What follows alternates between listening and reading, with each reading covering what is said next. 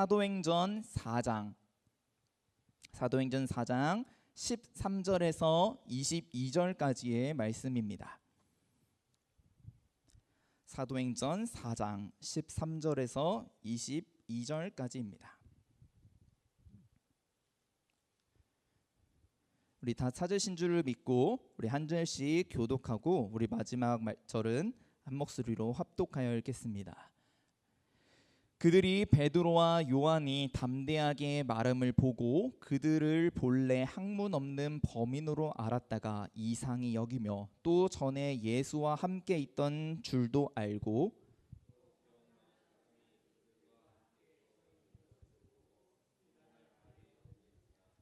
명하여 공회에서 나가라 하고 서로 의논하여 이르되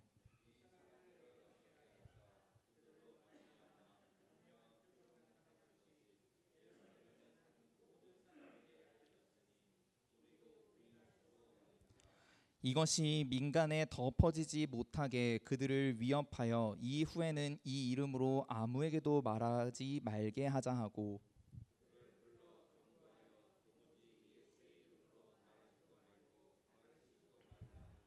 베드로와 요한이 대답하여 이르되 하나님 앞에서 너희의 말을 듣는 것이 하나님의 말씀을 듣는 것보다 옳은가 판단하라.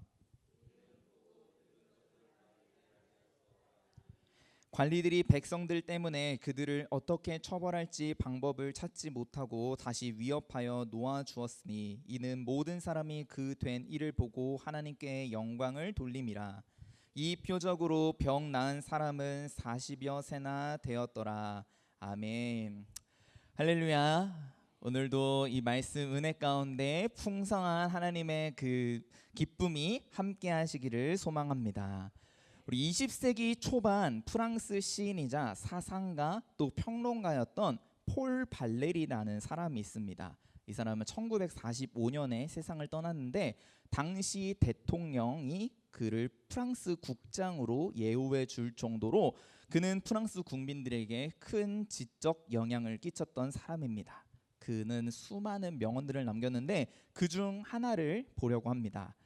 어떤 말을 남겼냐 하면은 그대가 용기를 내어 생각하는 대로 살지 않으면 머지않아 그대는 사는 대로 생각하게 되리라. 참 멋진 말이지 않습니까? 이 폴 발레리라는 이 사람은 사람 말대로 하면은 세상에는 두 부류의 사람이 있는 것입니다. 생각대로 사는 사람 그리고 사는 대로 생각하는 사람. 네, 이해가 되시나요? 그냥 내 멋대로 내 몸이 가는 대로 사는 사람과 그리고 내가 생각하는 대로 그것을 이루면서 사는 사람, 이렇게 두 부류로 나눠진다는 것입니다. 나는 지금 어떤 부류로 살고 있습니까? 진정한 그리스도인이라면은 그냥 멋대로 살아가는 것이 아니라 사는데 그 주 안에서 생각하는 대로 하나님의 그 말씀을 생각하면서 그 말씀이 내 삶으로 나타나면서 살아가는 사람이어야 합니다. 성경을 보면은 하라는 명령과 하지 말라는 명령이 참 많습니다. 사실 이 모든 명령은 하나님께서 우리를 너무나도 사랑하셔서 주신 명령들입니다. 우리가 아무렇게나 사는 그런 사는 대로 내가 생각하는 그런 삶이 아니라 하나님 앞에서 올바르게 살라고 주신 명령들입니다. 따라서 우리에게 필요한 것은 이 폴 발레리라는 사람이 이야기한 것처럼 바르게 살기 위한 용기가 필요합니다. 그래서 오늘은 우리 말씀을 함께 보면서 보고 들은 것을 말하는 사람들, 우리 보고 들은 것을 말하는 사람은 어떻게 살아야 하는 삶인가 함께 은혜를 나누려고 합니다. 우리가 세상 사람들과 똑같이 살아간다고 한다면은 그것은 너무나도 쉽게 살아가는 일입니다. 그러나 이를 조금이라도 거스르고 살아가려고 한다면은 이 삶에서 내가 예수 그리스도를 믿는 것을 나타내면서 살아가야 하는데 그것은 조금의 그 저항을 느끼면서 내 체력을 조금씩 깎아먹는 일입니다. 우리 자연의 법칙도 그렇죠. 전기가 그냥 흘러간다고 한다면은 이쪽부터 저쪽까지 가는데 손실 없이 가야 됩니다. 그런데 계속 지나가면서 조금씩 손실이 일어나는 이유는 중간중간에 저항을 겪기 때문에 100의 에너지로 갔다가도 80의 에너지밖에 못 받는 것입니다. 우리가 이 땅 가운데에서 그리스도인으로 살아간다고 한다면은 계속해서 나에게 부딪히는 그런 저항들을 부딪히면서 내가 진정으로 그리스도인으로 이 땅 가운데 살고 있구나, 그것을 경험해야 된다는 것입니다. 우리가 예수 믿는 사람으로 이 땅 가운데 살아야 하는 태도가 무엇일까요? 우리는 다 성경을 읽고 또 말씀을 접하면서 그리스도인으로서 어떻게 살아가는 것이 올바르게 살아가는 것인가를 나도 모르게 깨닫고 그리고 내 의식으로 그렇게 살아가고 있습니다. 그러나 막상 내 삶 속에서 그 말씀을 실제로 실천하고 옮기고 그렇게 살아간다고 하면은 내가 과연 그렇게 살아갈 수 있을까? 내가 지금까지 살던 그런 안락한 삶을 깨고 용기 내어 살아갈 수 있을까? 주저하게 됩니다. 왜냐하면 그리스도인으로 살아가는 데에는 어쩔 수 없는 손해가 다가오기 때문입니다.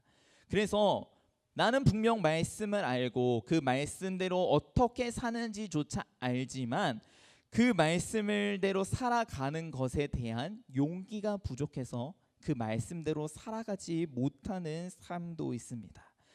하지만 우리가 그 말씀대로 살아간다는 것은 내 용기가 아니라 하나님께서 나에게 주시는 용기, 하나님이 나에게 주시는 믿음, 하나님이 나에게 주시는 힘으로 가능한 것입니다. 우리가 이제 1130 전도축제를 앞두고 있습니다. 내 주변의 이웃들 또 가족들에게 복음을 전하는데 많은 어려움이 있으리라 생각이 듭니다. 마치 복음을 전하는 것이 내가 꽁꽁 숨기고 있었던 어떤 그 부끄러운 모습을 나타내는 것 같은, 내가 굳이 그리스도인 교회 다니는 거 나타내지 않았으면은 이 사람과 관계가 계속 좋을 텐데 괜히 내가 교회 가자고 얘기해가지고 이 사람과의 관계가 틀어지는 거 아닐까 하는 이런 막연한 두려움이 우리 가운데 있을 수 있습니다. 따라서 우리가 이 복음 전하는 내 이웃들, 내 가족들에게 복음을 전할 때에 이 두려움을 이길 용기가 필요합니다.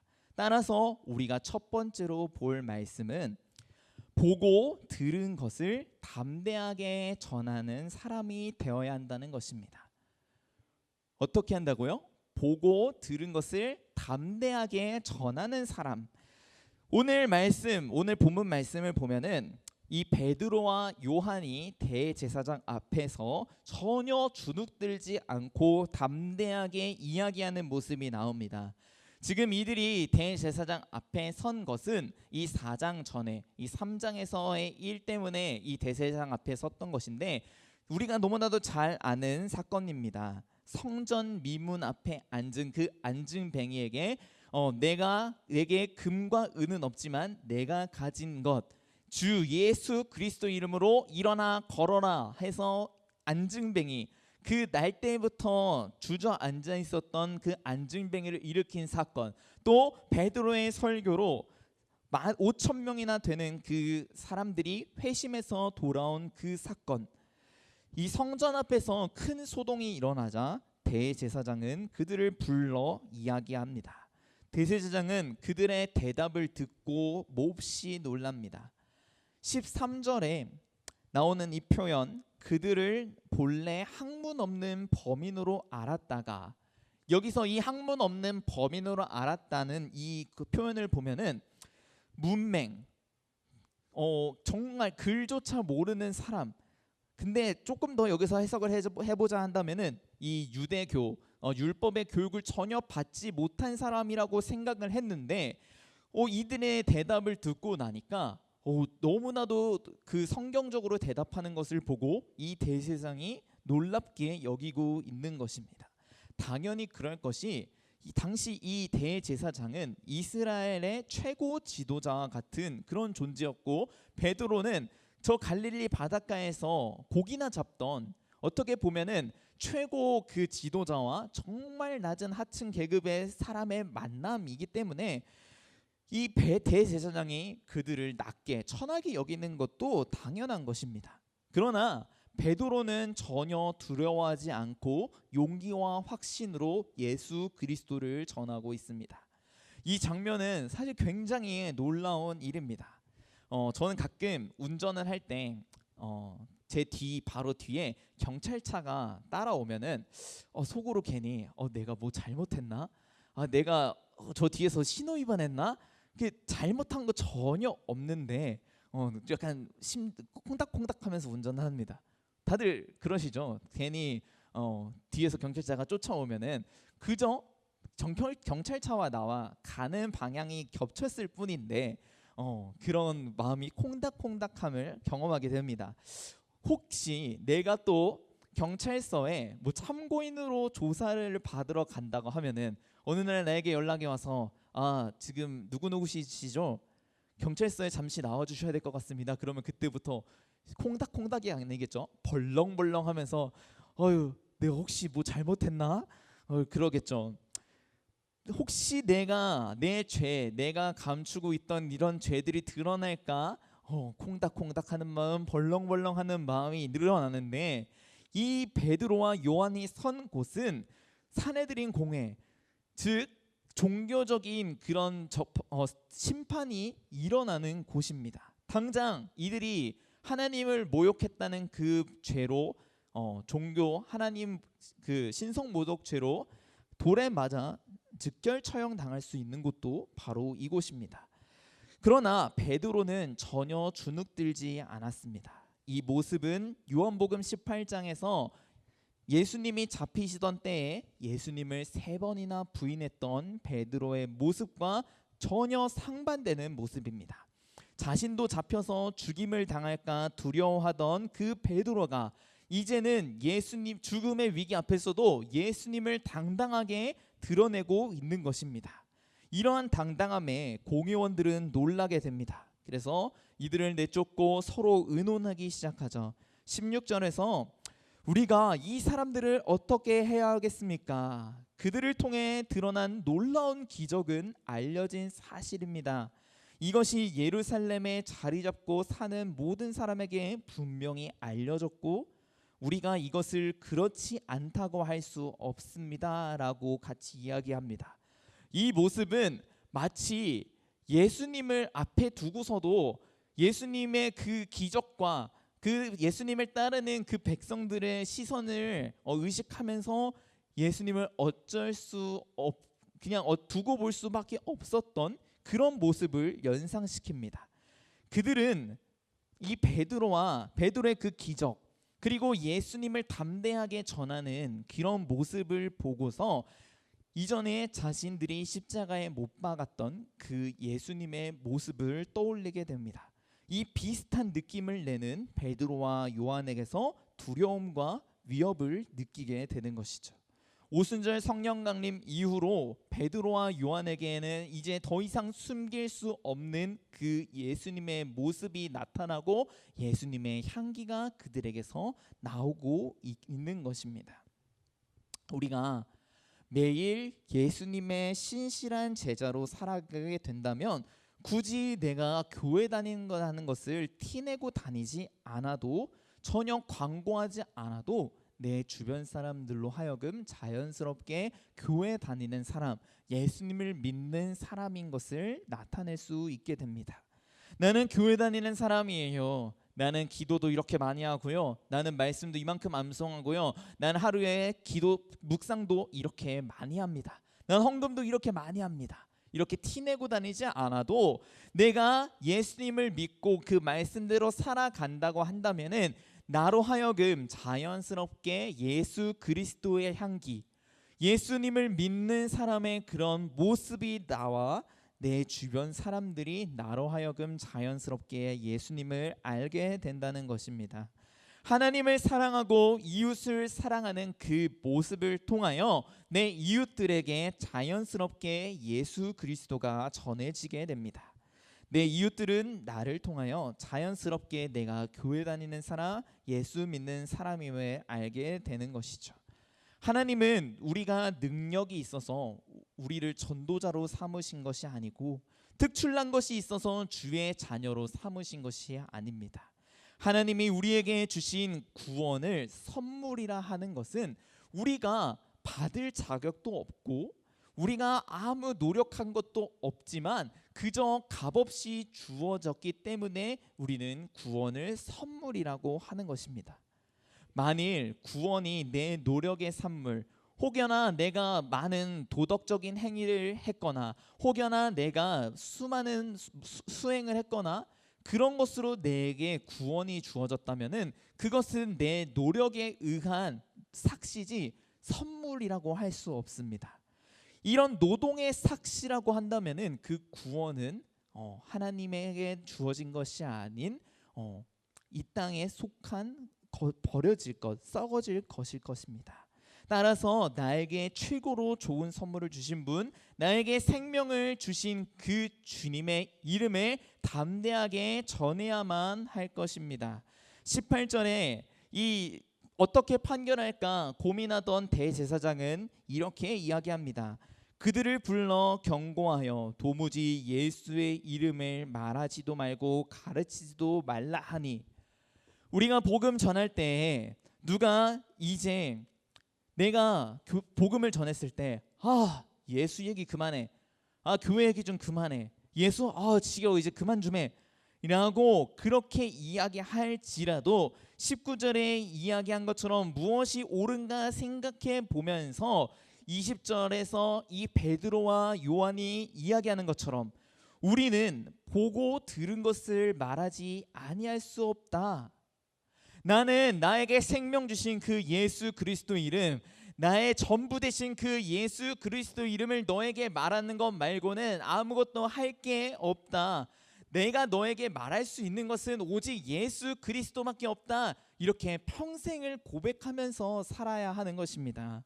우리 담임 목사님께서 계속 이야기하시는 게 있죠.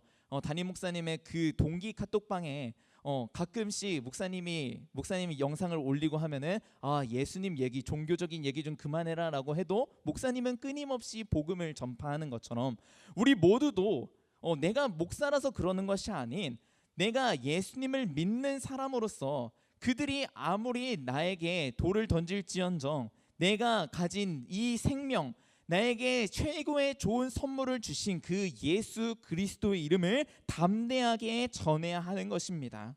내가 보고 들은 것을 담대하게 전할 수 있는 우리 모든 아름다운 성도들 되기를 소망합니다. 아멘. 우리 두 번째 말씀을 보겠습니다. 사도행전 8장 26절 말씀 우리 함께 찾아서 읽어보겠습니다. 사도행전 8장 26절 말씀입니다. 함께 읽겠습니다. 주의 사자가 빌립에게 말하여 이르되 일어나서 남쪽으로 향하여 예루살렘에서 가사로 내려가는 길까지 가라 하니 그 길은 광야라. 아멘.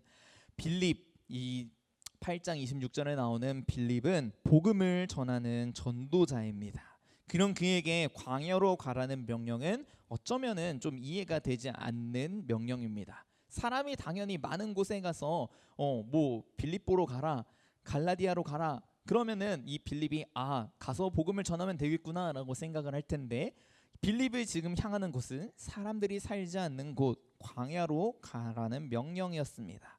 하지만 그곳에서 빌립은 에디오피아 여왕의 내시를 만나게 되고 그에게 말씀을 풀이해 줍니다. 그래서 우리가 두 번째로 보고 들은 것을 어떻게 전하면서 살아야 하는가? 우리 두 번째는 보고 들은 것을 제대로 전하는 사람이 되어야 한다는 것입니다. 우리가 보통 전도를 한다고 하면은 어떻게 합니까? 제가 교육학교 말씀을 준비하다가 아이들이 어떻게 전도를 할 수 있을까? 우리 은찬이와 함께 얘기를 하는데 우리도 보통 그러죠. 내 주변 사람들에게 전도할 때 보통 어떤 말을 많이 하죠? 예수 믿으세요라고 하나요? 그거는 이제 모르는 사람한테 할 때 보통 그러죠. 정말 내 친한 사람한테 할 때 보통 이렇게 말하지 않습니까? 이번 주에 우리 교회에서 행사하는데 우리 교회 한번 와. 교회에 오세요. 교회에 와. 이렇게 이야기하지 않습니까? 은찬이한테도 제가 한번 물어봤습니다. 너는 그러면은 너 친구 지금 은찬이가 품고 있는 태신자 이름이 민준인데 너 민준이 전도할 때 어떻게 얘기할래? 라고 물어보니까 야, 교회 올래? 이렇게 얘기한다고 합니다. 그러면은 보통 우리가 내 가까운 사람에게 지인에게 교회 한번 와 라고 하면은 어떻게 대답하나요? 좋아요. 갈게요. 이렇게 얘기하나요? 그러면 속에서 정말 할렐루야, 하나님이 내 기도에 응답하셨구나 라고 생각을 하겠죠. 근데 보통 되게 많은 반응이 그날은 좀 거절의 의미죠. 아니면 혹시 다른 뭐 대답으로는 예전에 교회 나가봤었는데 난 교회랑 안 맞는 것 같아. 나는 좀 교회는 좀 그래 라고 그렇게 이야기하겠죠. 그러면은 어떻습니까? 그 가까웠던 사이가 이제 무슨 대화를 해야 될지 어색한 그런 상황이 되지 않습니까? 그런데 우리가 전도를 할 때 교회에 오세요. 교회 와. 야, 이번 주에 우리 교회에서 큰 행사 있는데 교회 한번 와 라고 이렇게 이야기하는 것이 전도의 과연 끝일까요? 교회에 데리고 오는 거 정말 중요합니다. 우리 교회에 와서 하나님의 말씀을 접하고 그 복음을 몰랐던 사람에게 복음을 전하는 것은 굉장히 중요합니다. 그러나 우리가 쉽게 착각하는 것 중 하나, 저도 말씀을 준비하면서 느낀 건데 이런 생각이 우리에게 조금씩 있습니다. 교회 데리고 오면 끝. 이런 생각 혹시 있지 않습니까? 나는 내가 이 사람에게 전도하는 것은 교회에 데리고 오는 것, 그거가 전도라고 생각하는 뭐 생각은 분명히 예수 그리스도를 전한다는 것으로 생각하고 있지만 내 가까운 이웃을 교회에 데리고 왔다는 것으로 내 할 일은 끝났다라고 생각하는 그런 것이 내 머릿속에 있다는 것을 좀 깨달았습니다. 그저 교회에 데리고 와서 이제 그 사람은 교회의 목사님이 가르치서 이제 그 사람이 예수님을 알게 하는 것이 내가 어떤 예수님의 그 사랑을 제대로 이야기하는 것이 있는가, 그런 것을 한번 생각을 해 보았습니다. 도를 전하는 것에 무엇인가 빠져 있는데 그 무엇인가 빠진 것이 봤더니 바로 예수님의 사랑을 전하는 것이 빠져 있던 것 같았습니다. 이 사도행전 8장에서 빌립은 성령의 인도하심에 망설임 없이 광야로 들어갑니다. 그리고 알지도 못하던 사람, 이 사람에게 예수님이 누구이신지 또 왜 예수님이 필요한지 그분에 대해서 자세히 소개합니다. 이것이 전도의 참된 모습이라고 생각합니다. 전도란 단순히 교회에 오라고 그냥 이야기하는 것으로 끝나는 것이 아니라 또 어려운 말로 기독교의 그런 교리에 대해서 막 설명을 하면서 그 사람에게 기독교를 알려주는 것이 아니라 우리를 향한 예수님의 사랑을 이야기하는 것, 내가 보고 듣고 경험한, 내가 체험한 그 예수 그리스도의 사랑을 전하는 것이 바로 전도입니다. 예수님이 우리를 얼마나 사랑하셨는지, 그리고 그 사랑으로 우리를 위해 무엇을 하셨는지 전하는 것이 바로 전도입니다. 빌립은 이 예수님의 사랑 이야기를 직접 전하면서 누구보다 내가 경험한 그 예수님을 마음속에 새기고 내가 알지도 못하는, 어쩌면 피부색도 다르고 그 광야에서 만난 그 두려운 대상인 그 사람에게 담대하게 두려움 없이 복음을 전하고 있습니다. 우리 첫 번째 주제가 뭐였죠? 내가 보고 들은 것을 담대하게 전해야 한다고 했습니다. 그런데 담대하기만 하고 제대로 전하지 않는다라고 한다면은 그것은 큰 문제겠죠. 제가 신임 소대장으로 제가 이제 5사단 제가 근무했던 그 사단에 사단 그 본부에 가서 처음으로 신고할 때 이야기입니다. 그 사단의 실질적으로 행정 일을 총괄해서 하는 분이 대령 직급의 참모장입니다. 그 참모장이 그 사단 안에서는 손가락 3개 안에 들어가는 높은 직급인데 그분께 이제 이제 전입 신고를 하러 갔는데 보통 이제 참모장님께 신고를 하고 참모장님이 악수를 청합니다. 악수를 청하면은 신임 소대장은 딱 그 손을 잡으면서 소위 선우진 열심히 하겠습니다 이렇게 딱 합니다. 네, 그럼 다 그렇게 다 인사를 합니다. 이렇게 하는데 다 인사를 받으시고는 한마디 이렇게 하셨습니다. 너희들 다 열심히 하겠습니다. 최선을 다하겠습니다라고 했는데 열심히 하지 마. 절대 최선 다하지 마. 너네는 동그라미를 만들려고 하면 세모를 만드는 애들이고 세모를 만들려고 하면 네모를 만드는 애들이니까 너네 밑에 부하들 고생시키지 말고 그저 최고를 지향하면서 일을 해라라고 그렇게 이야기하시더라고요. 열정만 가득한 아직 뭣도 모르는 그 신임 소대장이 가가지고 최선을 다하면은 어떨까요? 그 부대 실정도 모르고 작업을 어떻게 하는지도 모르고 하는 그 소대장이 날뛰고 다니면은 그 소대원들은 정말 고생길이 훤할 것입니다. 잘못된 줄도 모르고 이상한 길로 인도하는 그 지휘자, 괜히 아랫사람들은 고생시킬 게 분명하기 때문에 그 참모장님 그 이야기가 아직까지 머릿속에 남습니다.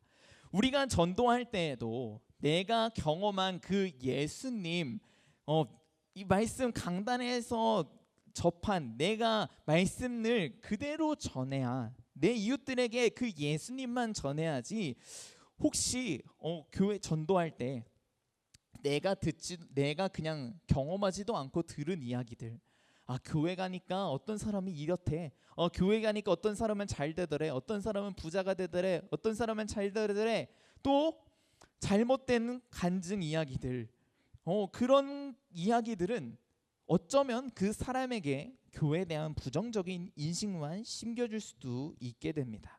우리가 할 것은 그저 예수님의 사랑이 얼마나 크고 놀라운지를 전파하면 되는 것입니다.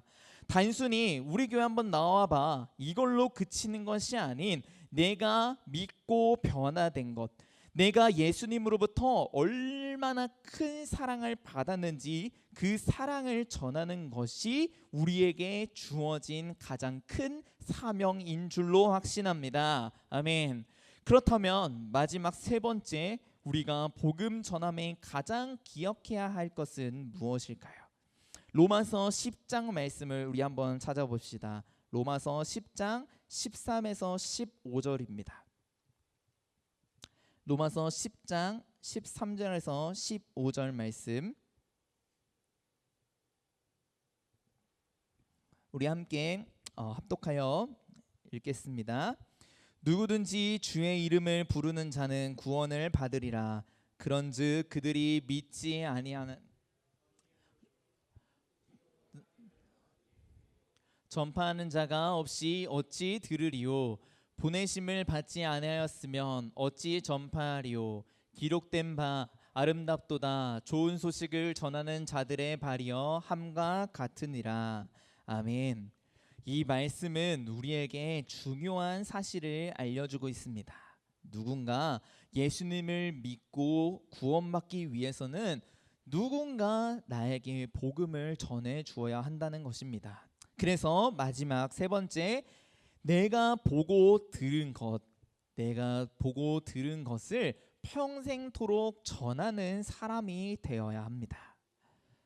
우리가 새신자를 어떻게 해서든 교회에 데리고 오게 하려는 그 목적이 무엇입니까? 교회에서 말씀을 접하며 예수님의 사랑을 알 수 있게 되기 때문입니다.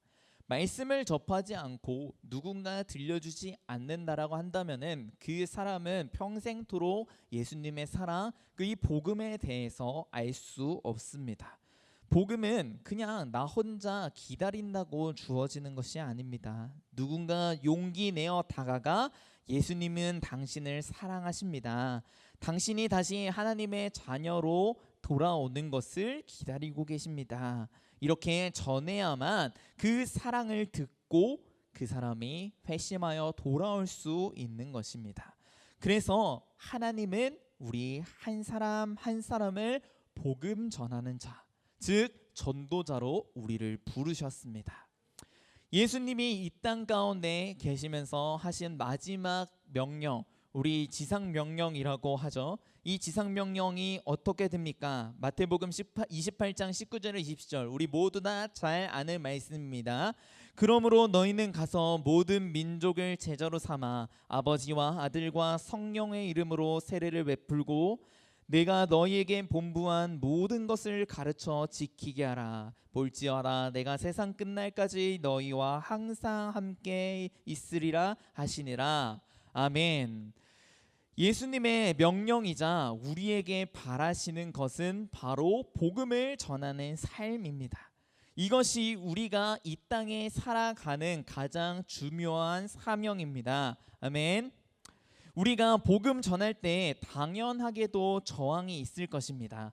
내 안에 복음 전하는 이 거부감, 그 거부감이 있을 수도 있고요. 또 전도 대상자, 이 전도 대상자도 저항, 나에게 거부감을 드러낼 수 있습니다. 그럼에도 우리는 우리가 가진 이 사명, 예수 그리스도를 전하는 것을 끝까지 포기하면 안 된다는 것입니다. 내게 생명 주신 그 이름, 내게 참된 기쁨을 주신 그 이름을 전하는 것이 우리 삶의 최종적인 목표로 두고 매일 전도자의 삶을 살아가는 것이 우리가 이 땅 가운데서 살아가야 되는 목표라고 생각합니다. 이 사명을 온전히 감당하는 우리 아름다운 성도들 되기를 소망합니다. 아멘. 요즘 스마트폰을 이렇게 하다가 너무 재밌는 영상을 발견하거나 아니면은 좀 유용한 정보가 있다고 하면은 그 영상을 이제 공유를 해서 저희 아내에게 전달합니다. 또 다들 이런 카톡 한 번씩 받으신 적 있을 겁니다. 갑자기 어느 날 동영상 하나가 띡 오는데 어떤 내용이냐? 이것 한 가지만 바꿔보세요.